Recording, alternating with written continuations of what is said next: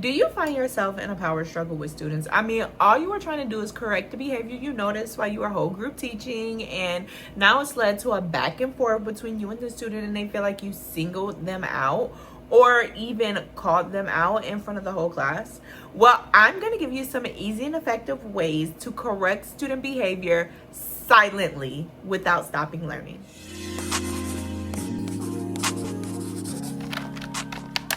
All right, y'all. So this first one is a oldie but a goodie. It is proximity.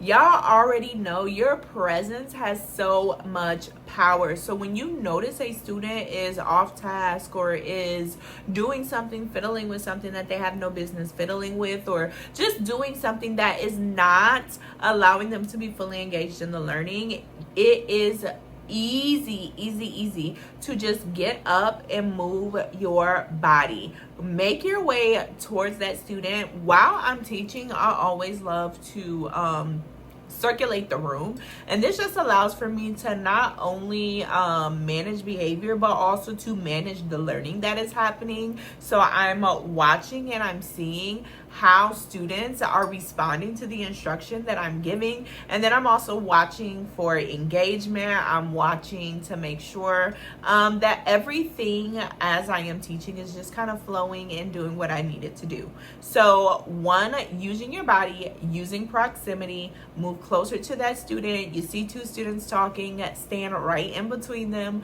Do that. It will help beyond measure. Number two is a easy one as well, but I would use this with my teacher discretion. So we do not ever want to cross a student's boundary or go beyond like what a student might not want us to do.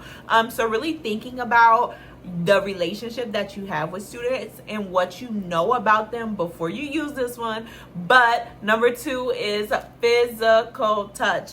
Y'all, just like your presence has power, that physical touch kind of extends your presence even just a little bit more. So really just like a soft touch on the shoulder, or maybe placing your hand down at their desk. Just doing something very gentle, very sweet. We ain't never going aggressive with it. We ain't never approaching a student in a way that could be perceived as threatening, but just doing something that very quietly and discreetly lets them know that you see them and kind of brings them back to reality. Sometimes students be tapped out, sometimes they be tired of the day just like we do, and so really just getting them back refocused could be like a very simple touch.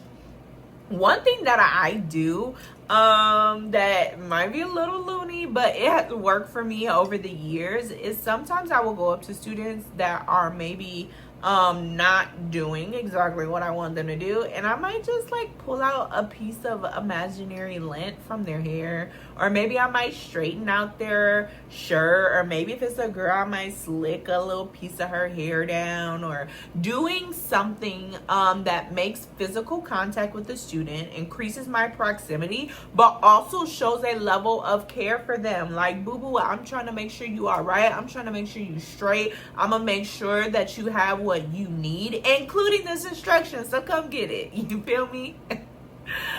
Another way to silently, discreetly, respectfully correct student behavior is through notes.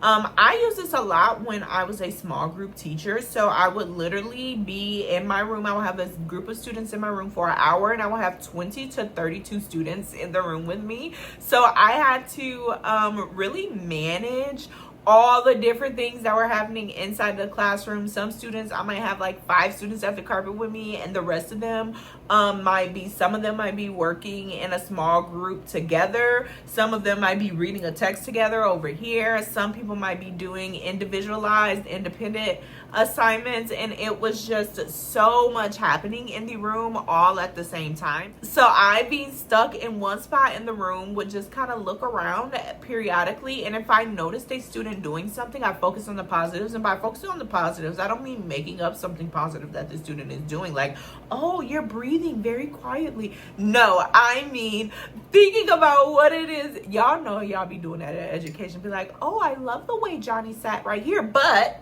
then y'all want to put that this is what I need you to do sauce up in there, but really not focusing in on what I don't want them to do, but focusing on what I do want them to do. So instead of like saying stop talking, I didn't tell them what to do. So I might say, hey, make sure your conversations are focused on text. And then I might put, like I always put out, you got this, or love Miss James, or you can do it, like something on there that kind of, again, shows that love, shows that care, shows that respect for the student. And as you do that, when students know, Rita Pearson let us know, when students know how much you care, they care how much you know, she said something like that. When students know how much you care, students don't care about how much you know until they know how much you care. Yeah, I was gonna get there, y'all. But just really showing that level of care and affection to students can help them to kind of tap into what you're doing. This last one I actually got from my Be Glad training. Y'all, if you don't know about Be Glad, tap in, because there are a lot of really great instructional strategies that are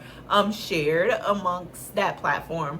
But really thinking about how to silently correct student behavior. One thing that I noticed they did is they didn't come up with, they actually used real sign language with their students. So like signing, like be respectful or be kind or focus on the lesson, and actually teaching your students sign language, which they will absolutely love and kind of go crazy for. But then you're teaching them that skill, but then you're also now utilizing that to help them to refocus or to do what it is that they need to do inside of the classroom.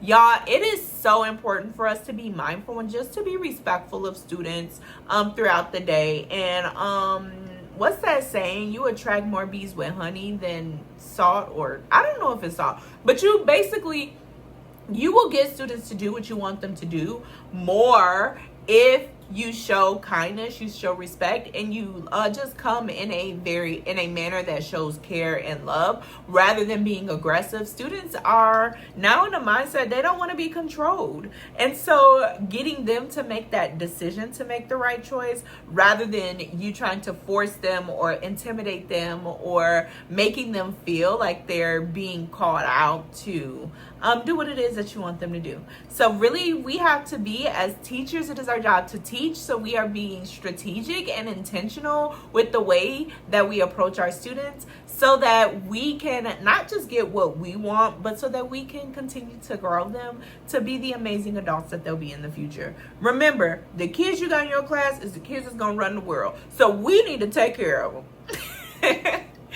Y'all, thank you for tuning in. If you have any strategies that you use to respectfully and silently correct student behavior, please comment them down below. If you plan on trying one of these in your school day or in your classroom, go ahead and comment which one you found the most helpful. Thank you.